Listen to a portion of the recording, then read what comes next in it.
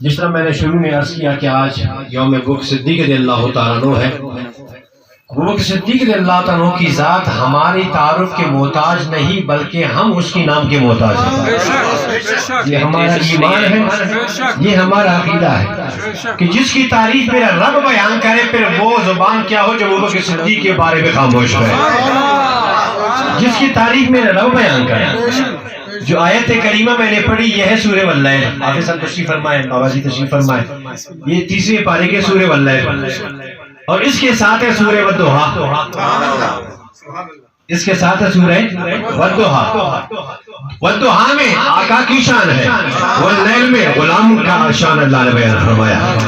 دونوں کو آگے پیچھے رکھ دیا، آقا کا بھی شان بھی رب نے بیان فرما دیا اور غلام کا بھی بیان فرما دیا۔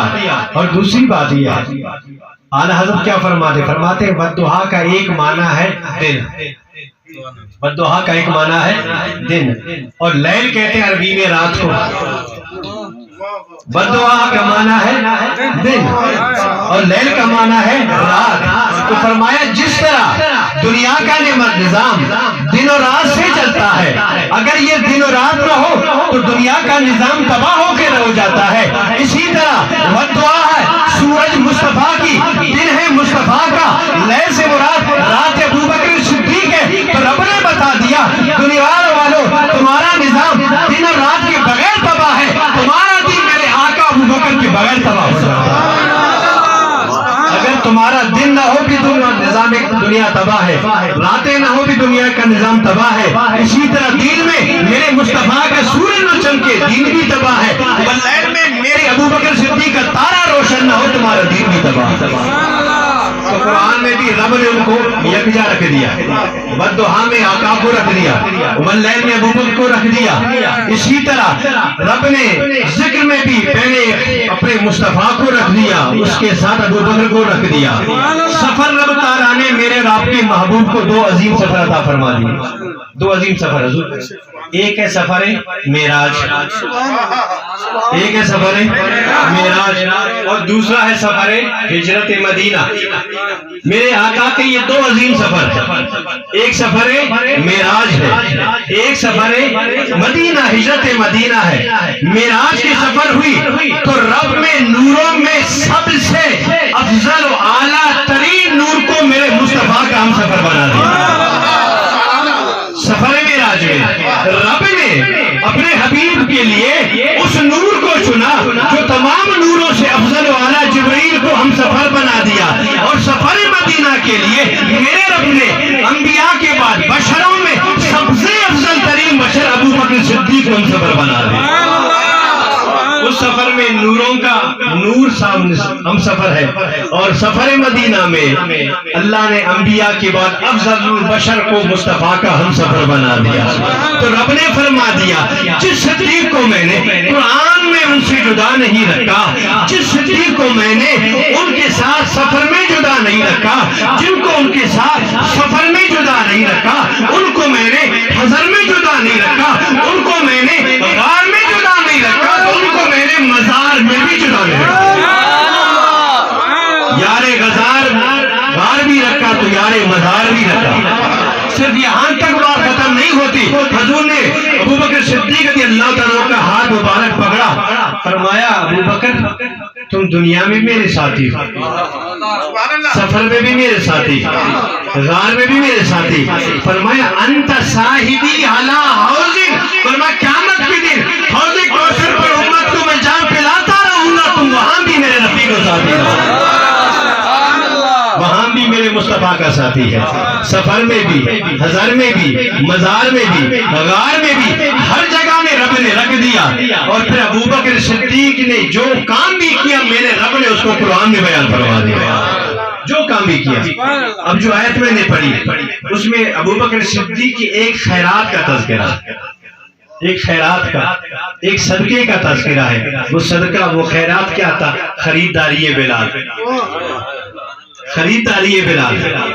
ایسا سودا کر لیا، دنیا میں بڑے بڑے سوداگر ہیں، اربوں پتی ہیں، کروڑوں پتی ہیں، لیکن سودا ابوبکر کا دے کے وہ بلال، کالے بلال کو خریدتا ہے۔ رب قرآن میں اس کی خریداری کو بیان کرتا ہے۔ کتنی شان ہے میرے ابو بکر صدیق کی، کتنی شان ہے حضرت بلال کی.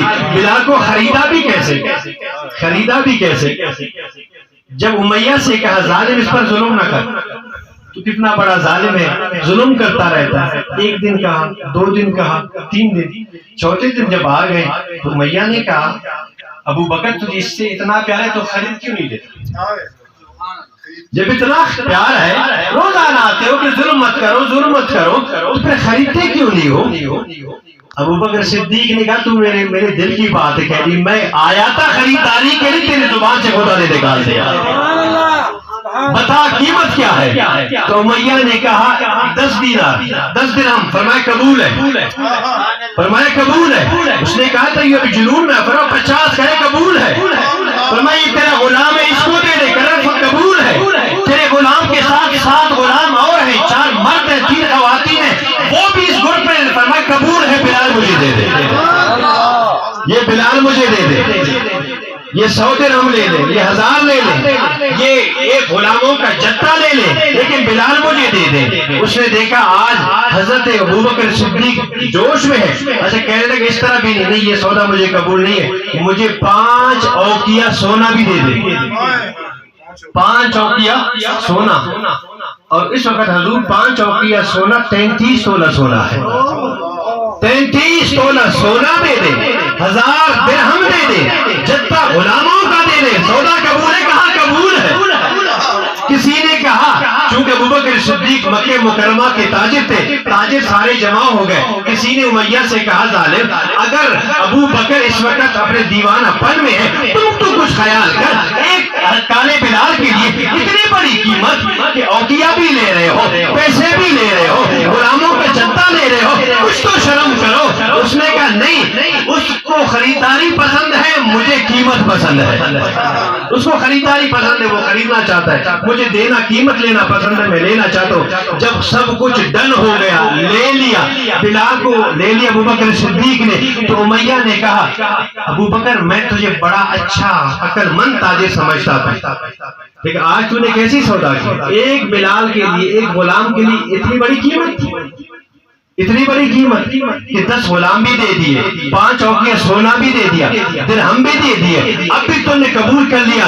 ابو بکر صدیق نے مسکرایا، فرمایا کہ ابو امیہ خدا کی قسم میں مکے کا تاجر بھی ہوں، انجمن تاجران میں بھی ہوں، لیکن میں نے پوری زندگی میں جس طرح اس سودا میں نے تجھے لوٹا ہے کسی اور کو لوٹا بھی نہیں. جس طرح کی میں نے تمہیں لوٹا، تم سمجھ رہے ہو ابو بکر لٹ گیا، لیکن ابو بکر کہتا ہے خدا کی قسم جس رب نے مجھے پیدا کیا ہے، ابو بکر نے آج امیہ کو لوٹ لیا، امیہ کو لوٹ لیا. تم سمجھ رہے ہیں کہ ابو بکر لٹ گیا، ابو بکر لوٹا نہیں، ابو بکر لوٹا ہے، تجھے لوٹا ہے، امیہ تجھے لوٹا ہے. وہ کہنے لگے پتہ نہیں آج دیوانہ ہے، پتہ نہیں چلتا. جیسے ہی آگئے حضور کے پاس، عرض کہ یا رسول اللہ صلی اللہ علیہ وسلم تیرا غلام آ گئے، ابو بکر تیرا غلام آ گئے، پیچھے دوسرا غلام بھی آ رہا ہے. حضور نے حضرت بلال کو جب دیکھا، حضور کھڑے ہو گئے، سینے سے لگا دیا، سینے سے لگا کر حضور نے فرمایا ابو بکر تم نے خرید لیا، تم نے خرید لیا؟ جی حضور خرید لیا. فرمایا تم نے مجھے بتایا کیوں ہے؟ مجھے بتایا کیوں ہے؟ حضور کیوں؟ فرمایا کچھ پیسے میں نے بھی جوڑ کے رکھے تھے، کچھ پیسے میں نے بھی جوڑ رکھے تھے کہ جب بھی تو غلام کو خریدنے جائے گا، بلال کو خریدنے جائے گا، تو ان پیسوں میں میرا پیسہ بھی شامل کر دینا. تو نے مجھے کیوں شریک نہیں کیا اس خریداری میں؟ تو نے مجھے اس خریداری میں شریک کیوں نہیں کیا؟ جب حضور نے فرمایا ابو صاحب شریک کیوں نہیں کیا، ابو بکر رضی اللہ تعالیٰ پٹ پڑے، اگر یا رسول اللہ صلی اللہ علیہ وسلم شریک کچھ کو کہتے ہیں جو پارٹنر ہو، جو کاروبار میں آدھے کا مالک ہو. یا رسول اللہ صلی اللہ علیہ وسلم تم میرے شریک نہیں، خدا کی قسم تم میرے رب کے بھی حبیب ہو، تم میرے بھی حبیب ہو. حبیب وہ ہوتا ہے جو مال میں شریک نہیں ہوتا، اس پر جان بھی قربان ہوتا، اس پر مال بھی قربان ہوتا.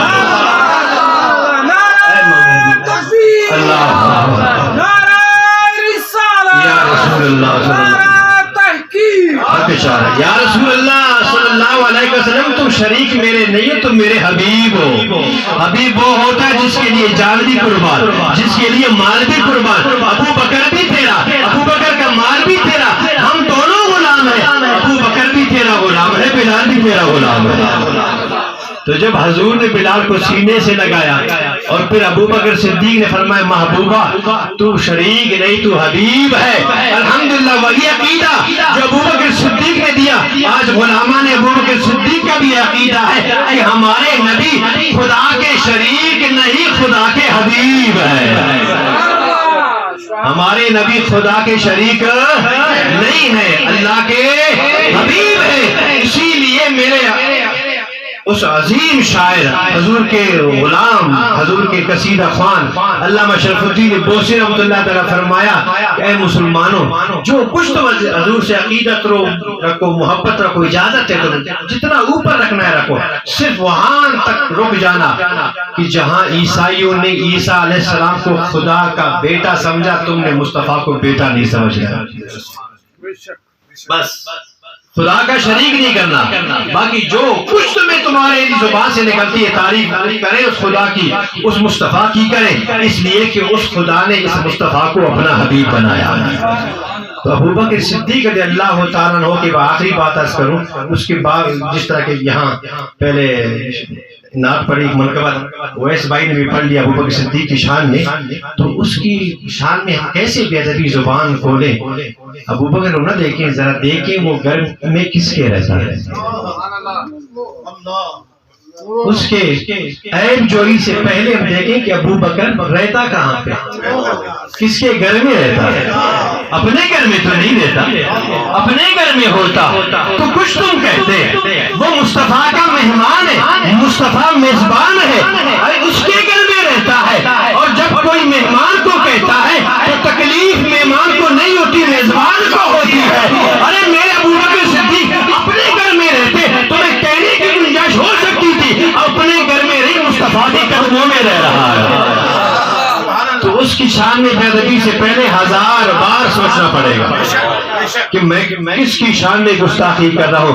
مصطفیٰ نے قدموں میں بلا کر بتا دیا کہ ابو بکر صدیق میرا یار غار بھی ہے، میرا یار مزار بھی ہے، اگر تم کوئی بات کہو گے اس سے پہلے مجھ تک پہنچ جائے گی، اس لیے کہ میرے گھر میں رہتے ہیں، وہ میرے پاس رہتے ہیں، اسی لیے تو سنایا ہے اپنے پیروں میں، اسی لیے تو سنایا ہے اپنے پیروں میں کہ یار غار کرو توبہ، کہ یار غار کرو توبہ، حضور جانتے ہیں کہ یار غار کرو توبہ، کہ یار غار کرو توبہ، حضور جانتے ہیں تیری عطا۔ یہ ہے ہمارا عقیدہ، یہ ہمارا عقیدہ ہے کہ جو کچھ مصطفیٰ کو معلوم ہے میرے رب کی عطا سے ہے، تیری عطا سے خدایا، تیری عطا سے خدایا، حضور جانتے ہیں۔ جو کچھ بیان کیا گیا اللہ تعالیٰ اپنی بارگاہ میں، اپنے حبیب کی بارگاہ میں یار غار، یار مزار مصطفیٰ ابو بکر صدیق کی بارگاہ اقدس میں مقبول منظور فرمائے۔ آمین وما علیہ الا البلاغ المبین۔